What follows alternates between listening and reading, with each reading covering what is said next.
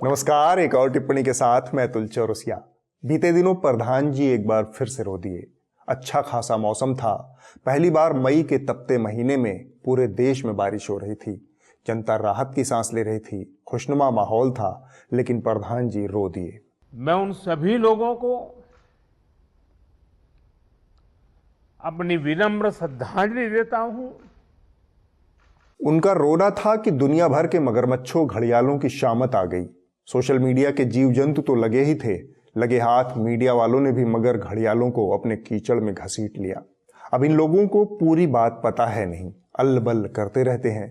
प्रधान जी का मगर और घड़ियालों से बहुत पुराना याराना है।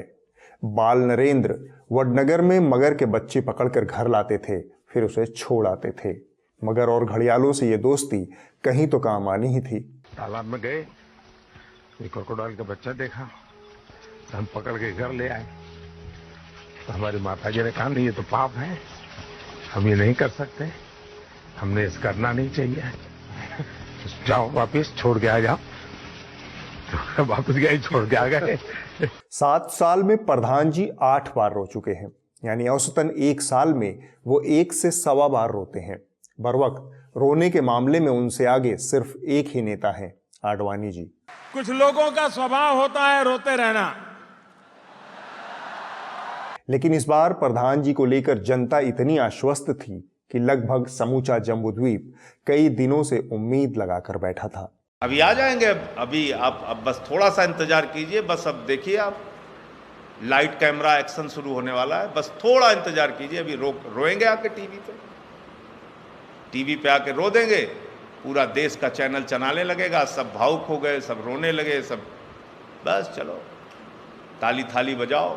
उम्मीद का आलम यह था कि फेसबुक पर उनके ताजा रोअनपट वाले वीडियो को जनता ने लाइक, लव या फिर डिसलाइक से ज्यादा हाहा वाले इमोटिकन से सलामी दी है। अब देश के प्रधान जी के आचार व्यवहार को जनता हाहा के नजरिए से क्यों देख रही है, यह मौजूदा दौर के समाजशास्त्रियों, मनोविज्ञानियों के लिए शोध का विषय है। खैर, यह तो हुई तात्कालिकता, लेकिन हम लोगों के आदरणीय और वरिष्ठ पत्रकार हैं प्रियदर्शन जी।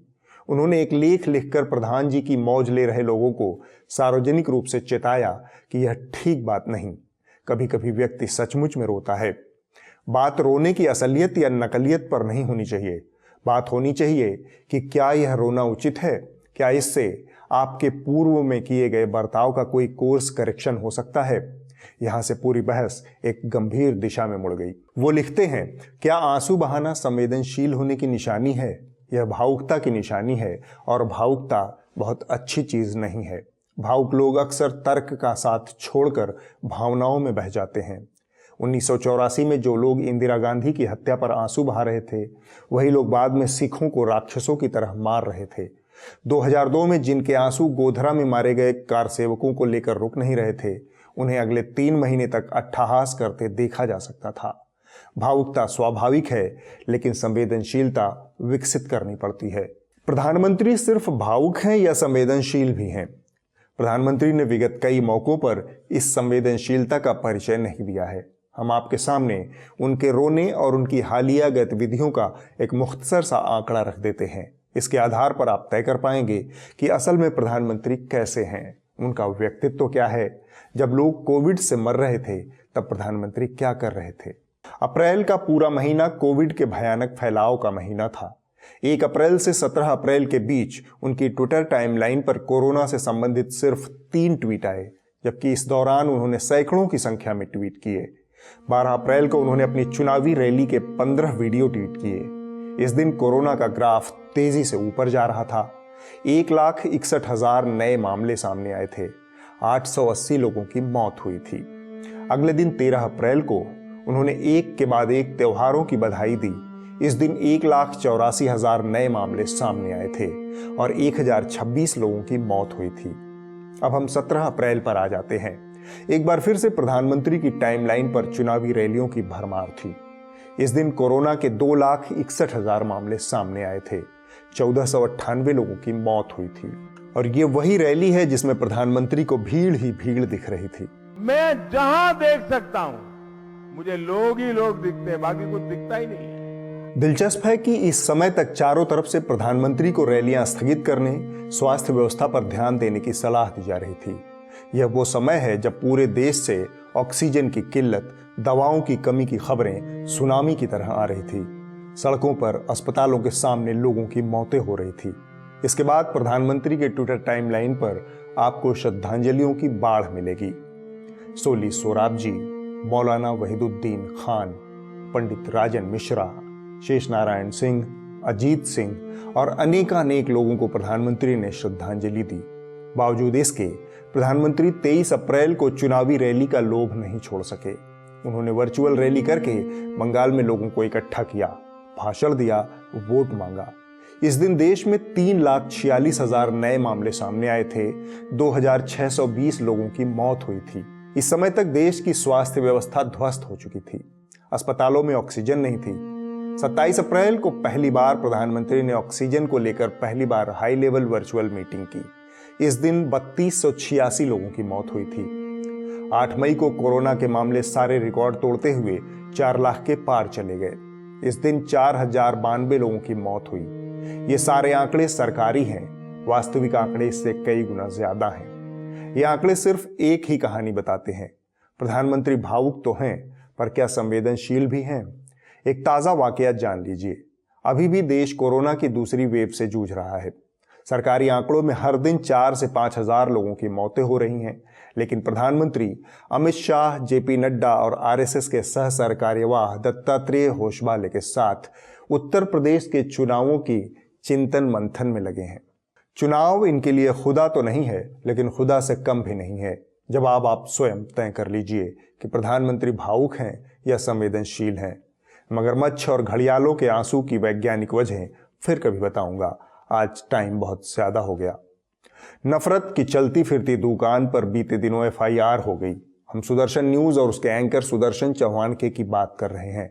हमारे कई दर्शकों को यह बात नागवार गुजर सकती है कि हम इस व्यक्ति की बात ही क्यों कर रहे हैं। ज्यादा नहीं, पर थोड़ा सा बात करेंगे क्योंकि उसकी एक वजह है। तो सुदर्शन महाराज ने अपनी रोजाना नफरत की खुराक के चलते मदीना स्थित मुसलमानों की पवित्र मस्जिद पर मिसाइल दगवा दी। इजराइल के हमले में मारे जाने के बाद वहां के शव को अल्लाहू अकबर के नारे लगाकर उठाते हुए। इतना ही नहीं, बंदा पूरे टाइम बताता रहा कि जिहादियों ने मंदिर तोड़ दिया।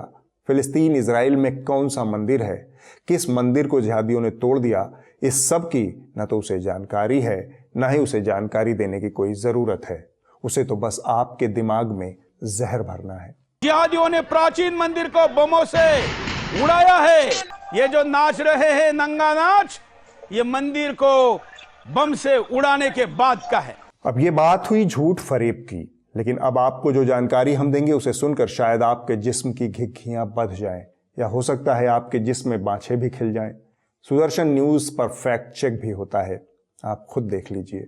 आप मोहम्मद जुबैर द्वारा ट्वीट किए गए इस मस्जिद को, दोनों मस्जिदों के शेप को अगर आप देखें तो इस मस्जिद के ऊपर स्वयं मोहम्मद जुबैर बता सकते थे कि ये पोर्शन लगा हुआ है, लेकिन जो चीज हमारे द्वारा डाली गई है उसमें ये इसका कहीं कोई नामो निशान नहीं है। और ये दूसरी चीज है, ये ऊपर वाली चांद तारे की बात। क्या इसके ऊपर गुंबद के ऊपर कोई हमने मार्क दिया? जी नहीं। क्या दोनों की गुंबदों की लंबाई और ऊंचाई या गोलाकार शेप में अंतर आपको दिखा? निश्चित रूप से दिखा होगा। क्या दोनों के कलर में अंतर आपको दिखा? निश्चित रूप से दिखा होगा। इतना आला दर्जे का फैक्ट चेक देखने के बाद कुछ मीठा हो जाए तो बीते हफ्ते इजरायल और फिलिस्तीन के बीच हुए युद्ध ने एक बार फिर से खबरिया चैनलों के दिवालियेपन की कलई खोलकर रख दी। चैनल दर चैनल इजरायल के समर्थन में कसीदे काढ़े गए। मैं आपको बताऊं कि कैसे इजराइल को अब मुस्लिम देशों ने घेरना शुरू कर दिया है, कैसे ओआईसी के 57 मुस्लिम देश अब एकजुट हो गए हैं, इजराइल पर दबाव बना रहे हैं। मैं ये मान रहा हूं, अगर आज इरफान पठान ट्वीट कर रहे हैं फिलिस्तीन के पक्ष में या कोई और कर रहे हैं, तो धर्म मतलब भाई बतौर इंडियन मेरे लिए धर्म बड़ा नहीं है। मैं हिंदू हूं, लेकिन मैं हिंदू नहीं, पहले भारतीय हूं। तो लेकिन बाकी लोगों के लिए पहले धर्म आ जाते, क्योंकि इंडिया का जो स्टैंड होगा ना वही मेरा स्टैंड होगा। अगर इंडिया का स्टैंड है इजराइल के साथ, जो कि अभी नहीं है, ना फिलिस्तीन के साथ ना इजराइल के साथ, अगर निष्पक्ष है तो कैसे मैं पक्ष ले सकता हूं कि मैं इजराइल के साथ हूं या फिलिस्तीन के साथ हूं? आपको याद है इजराइल की आजादी किसने कराई थी? भारत के सैनिक गए थे। माजिद हैदरी जी, आपको पता है इजराइल को आजादी दिलाने के लिए वॉर ऑफ हाइफा हुई थी और वहां पर भारत के सैनिक गए थे। हम कह रहे हैं कि इजराइल का समर्थन करना चाहिए और इजराइल के समर्थन का ये अभियान हम लगातार सुदर्शन पर चला रहे हैं। आज हम आपको बता रहे हैं कि क्यों हमने इजराइल की साथ देने की आवश्यकता है। माजिद हैदरी जी, आपका दिल फिलिस्तीन के लिए क्यों धड़कता है? सोशल मीडिया भी इससे अछूता नहीं रहा। यहां भी इंडिया विद इजराइल का हैशटैग ट्रेंड हुआ।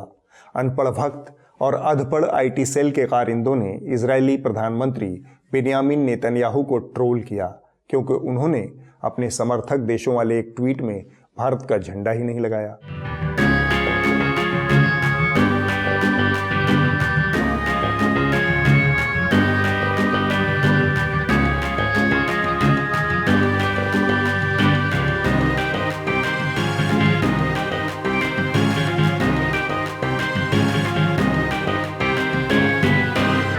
पूरे हफ्ते यह खटकरम खबरिया चैनलों से लेकर सोशल मीडिया पर इसी तरह चलता रहा, लेकिन दो खास वाकये हम आपके सामने रखना चाहते हैं। एक है अमन चोपड़ा, नाम पर बिल्कुल मत जाइए, काम सिर्फ नफरती चिंटुओं वाले ही करता है। लेकिन इस एपिसोड में कुछ तो कमाल ही हो गया। न तो इसे पता कि क्या पूछ रहा है और न ही पैनलिस्ट के पास कोई जवाब है, लिहाजा सवाल और फिर सवाल पर सवाल चल रहे हैं। इजराइल पर अटैक करने वाले कौन थे? मैं पूछ रहा हूँ कि फिलिस्तीन के बच्चों पर अटैक करने वाले कौन? मैं पूछ रहा हूँ फिलिस्तीन इजराइल पर अटैक करने वाले कौन थे? औरतों को गोलियों से ढूंढने वाले कौन?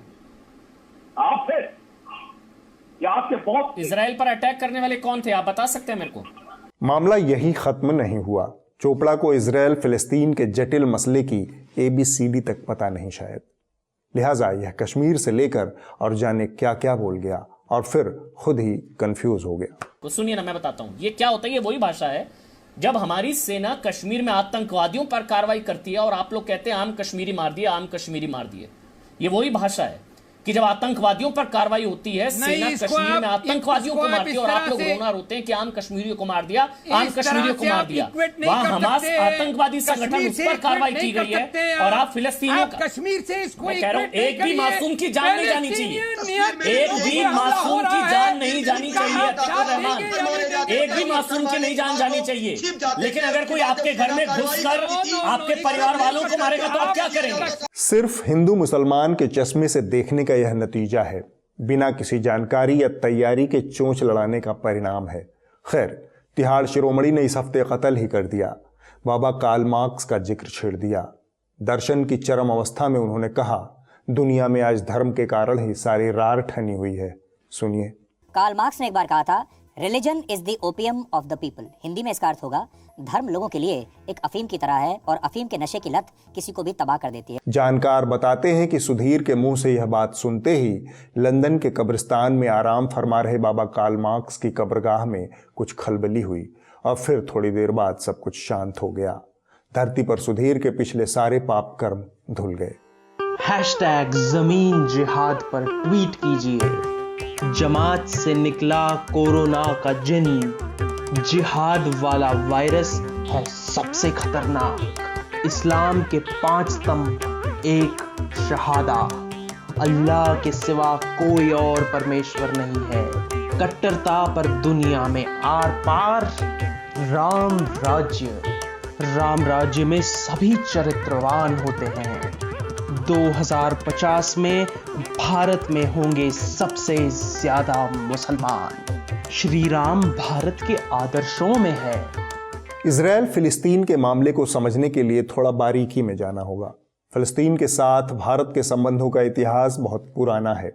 भारत 1975 में फिलिस्तीनी मुक्ति संगठन को मान्यता देने वाला पहला गैर अरब देश था। 1988 में भारत उन शुरुआती देशों में था जिन्होंने फिलिस्तीन को बतौर राष्ट्र मान्यता दी। PLO के प्रमुख यासर अराफात को भारत में राष्ट्राध्यक्ष का दर्जा दिया जाता था। यह भारत की विदेश नीति है जिसकी जड़ें इतनी गहरी हैं कि इजरायल के प्रति नरम रुख रखने वाली मोदी सरकार ने भी हाल ही में संयुक्त राष्ट्र की सुरक्षा काउंसिल की आपात बैठक में फिलिस्तीन आंदोलन का समर्थन किया है। In conclusion, I reiterate India's strong support to the just Palestinian cause and its unwavering commitment to the two-state solution. फिलिस्तीनियों की आज़ादी और उनका अधिकार भारत का स्थायी पक्ष रहा है।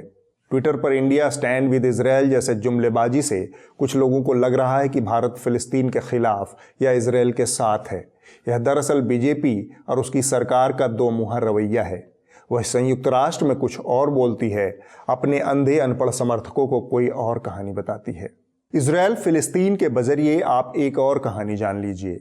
इजराइल इस देश के संघियों और कट्टरपंथियों का लिटमस टेस्ट है, जिसके जरिए इनका क्रूर और दो मुहा रूप उजागर होता है। दरअसल इन्हें किसी से प्रेम नहीं है, न इजराइल से न किसी और से। इन्हें सिर्फ और सिर्फ नफरत है। आज इन्हें फिलिस्तीनियों पर बम मारने वाले इजरायली यहूदी अच्छे लग रहे हैं। कल तक इन्हें इन्हीं यहूदियों की हत्या करने वाला नाजी नेता एडोल्फ हिटलर अच्छा लगता था। इनके ख्वाबों की उड़ान थी कि जिस तरह से हिटलर ने यहूदियों का प्रश्न हल किया, उसी तरह से भारत में मुसलमानों का प्रश्न हल करने पर विचार किया जा सकता है। We or our nationhood defined में गुरु गोलवलकर ने उस कल्पना की उड़ान भरी थी। भारत की विदेश नीति के तत्व भारत की आज़ादी के आंदोलन के मूल्यों से निकले हैं, जिसमें किसी भी तरह के साम्राज्यवाद, दास प्रथा, नस्ल भेद, तानाशाही आदि का विरोध है। भारत हमेशा आज़ादी और बराबरी के पक्ष में खड़ा था, लेकिन आईटी सेल के कारिंदों, ट्रोल्स और भक्तों को ये बातें नहीं बताई जाती हैं। बिल्कुल उसी तरह जैसे संघ के स्वयंसेवकों को कम पढ़ने लिखने की सलाह दी जाती है। बीते हफ्ते एक बार फिर से टूल किट का मामला उछल गया। दरअसल आईटी सेल वाले येन केन प्रकारेण देश और मीडिया का ध्यान कोविड की आपदा से भटकाकर गैर जरूरी मुद्दों पर केंद्रित करना चाहते हैं। इस बार उन्होंने एक कांग्रेसी टूल किट खबरिया चैनलों के संसार में उछाल दिया। भाजपा के तमाम नेता और मंत्री इसे शेयर करने लगे।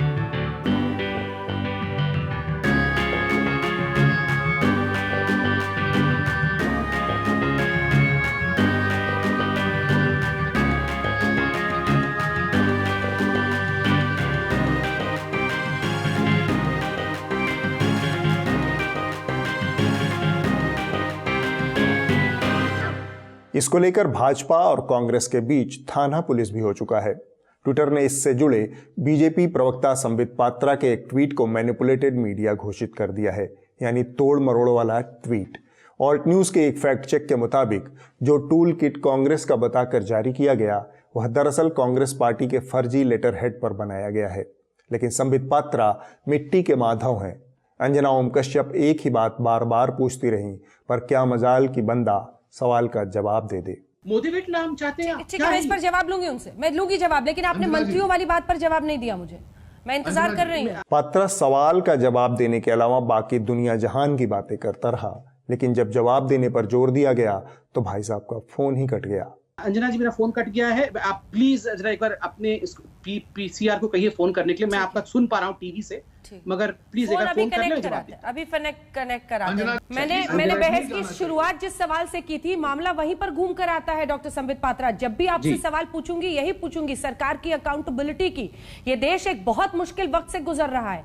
तमाम मंत्री ट्वीट करते हैं टूल किट पर, लेकिन जनता तो ये पूछेगी ना कि ये तमाम मंत्री कोविड पर क्या कर रहे हैं। इस बीच उसने कई और कारनामे किए। मसलन एक मौके पर भाई अमेरिका की दुहाई देकर मोदी जी की बुराई न करने की दलील देने लगा। अमेरिका में जहां सर्वाधिक मृत्यु हुई, 6 लाख से अधिक मृत्यु हुई, वहां 1 वर्ष हो गए हैं। आपने भी आर्टिकल पढ़ा होगा, न्यूयॉर्क टाइम्स ने छापा था। रेफ्रिजरेटेड वैन्स के अंदर आज भी डेड बॉडी पड़ी हुई है, मगर वहां ना तो कोई उनका ऑपोजिशन लीडर इस पर बात करते हैं, ना कोई इस प्रकार का जघन्य फोटो छपता है। सच्चाई आप भी जान लीजिए कि किस तरह से अमेरिका के मीडिया ने तत्कालीन राष्ट्रपति ट्रंप की खिंचाई की थी।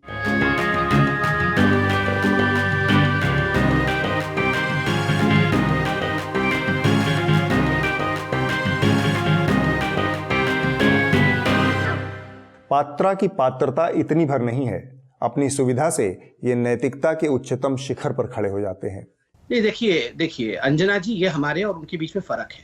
हमारे और कांग्रेस पार्टी के बीच में यही फर्क है। राहुल गांधी जी रोज उठ के मोदी जी को क्या क्या गाली नहीं देते हैं। मोविड तक लिख दिया हमने राहुल गांधी के खिलाफ, 1 FIR कराया।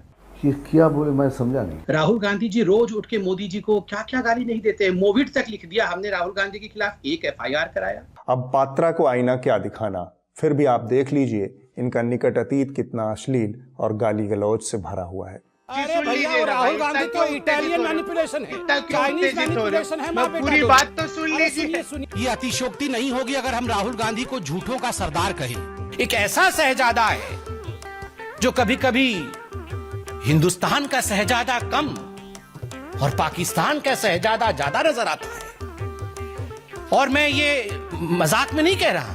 आपके यहाँ जो महारानी है उसका इतिहास बताओ, इटली में क्या करती थी? जो कुछ बोल आपके यहाँ जो महारानी है उसका इतिहास बताऊं? नहीं, बताऊं। हिंदी पट्टी का बहुत मशहूर अखबार है दैनिक जागरण, लेकिन पत्रकारिता यहाँ गोबर पट्टी वाली होती है। इससे पहले भी आपने मुझसे इस अखबार की कई तारीफें सुन रखी हैं, फिर भी एक बार फिर से मैं इसकी कुछ तारीफ किए देता हूं। 3 नए कृषि कानूनों को लेकर देश भर के किसान आंदोलनरत हैं। इसके बाद सुप्रीम कोर्ट ने जनवरी महीने में इन कानूनों के अमल पर रोक लगा दी थी, यानी जब तक किसानों और सरकार के बीच कोई सहमति नहीं बन जाती तब तक ये कानून लागू नहीं होंगे। दैनिक जागरण ने 21 मई दिन शुक्रवार को एक रिपोर्ट छापी जिसका उन्वान है समर्थन मूल्य पीछे छूटा, खुले बाजार में सरसों के मिले कई गुना ज्यादा दाम। इसे के नीचे एक उप शीर्षक भी लिखा है नए कृषि कानूनों के फायदे। अब जो कानून लागू ही नहीं हुआ उस कानून का फायदा जागरण ने किसानों तक पहुंचा दिया। आप समझ सकते हैं कि इसके लिए जागरण को कितनी मेहनत करनी पड़ती है। इसके लिए पहले पत्रकारिता की बलि चढ़ानी होती है, फिर सरकार की एड़ी चाटना होता है, बदले में सरकार विज्ञापन की मलाई देती है। इस तरह के झूठ दैनिक जागरण आए दिन बोलता रहता है, लेकिन न तो उसके खिलाफ कोई कार्रवाई होती है, न ही उसका RNI लाइसेंस रद्द होता है। पत्रकारिता की विज्ञापन पर यह निर्भरता ही उसकी बर्बादी की वजह है। न्यूज़ लॉन्ड्री का प्रयास है कि पत्रकारिता विज्ञापन के भरोसे न रहे, अपने सब्सक्राइबर के सहारे चले। आपका छोटा सा समर्थन निष्पक्ष और आज़ाद पत्रकारिता की सीढ़ी बन सकता है। न्यूज़ लॉन्ड्री को सब्सक्राइब जरूर करें। अब वक्त है इस हफ्ते की रिपोर्ट का। जो कही जा रही थी बातें कि अंदर में भी सोशल डिस्टेंसिंग का ख्याल रखा जाएगा। ट्रेनें तो खुल दी हैं, लेकिन कैसे स्टेशन पर thousands of the migrants workers in different groups walking। इस हफ्ते की रिपोर्ट BBC हिंदी से है। यह रिपोर्ट अचानक से कोविड के पश्चात एक नई महामारी बनकर सामने आए म्यूकरमाइकोसिस पर आधारित है। म्यूकरमाइकोसिस, जिसे ब्लैक फंगस के नाम से भी आजकल जाना जा रहा है। इसके कारण, इससे बचाव के उपाय और अन्य जानकारियों के लिए आप यह रिपोर्ट देख सकते हैं। राजस्थान, तेलंगाना और तमिलनाडु की सरकारें ब्लैक फंगस को महामारी रोग अधिनियम के तहत पहले ही अधिसूचित बीमारी घोषित कर चुकी हैं। राजस्थान सरकार के अनुसार फिलहाल प्रदेश में करीब 100 ऐसे मरीज हैं जिनमें ब्लैक फंगस की पुष्टि हुई है और जयपुर के सरकारी SMS अस्पताल में ब्लैक फंगस के रोगियों के लिए इलाज की अलग व्यवस्था की गई है। सबसे पहले गुजरात और महाराष्ट्र में इस संक्रमण की पुष्टि हुई थी, लेकिन बाद में कई अन्य राज्यों से भी खबरें मिलने लगी कि कोविड-19 के मरीजों में ये संक्रमण देखा जा रहा है। भारत में कई राज्यों में म्यूकरमाइकोसिस या ब्लैक फंगस के इलाज के लिए इस्तेमाल होने वाली एक एंटी फंगल दवा की कमी पड़ने की भी खबरें आती रही हैं। एम्फोटेरिसिन B नाम की ये दवा भारत की कई कंपनियां बनाती हैं, लेकिन अब ये दवा ब्लैक मार्केट में मिल रही है। अगले हफ्ते होगी एक और टिप्पणी। आने वाले शनिवार को न्यूज़ लॉन्ड्री हिंदी की पूरी टीम आपके साथ YouTube पर लाइव चैट करेगी। हमारी हिंदी वेबसाइट से जुड़े आपके सुझाव और ढेर सारी बदकही के लिए जरूर जुड़िए इस शनिवार शाम 7:30 बजे। कोरोना से बचाव के उपायों पर अमल करते रहिए। नमस्कार।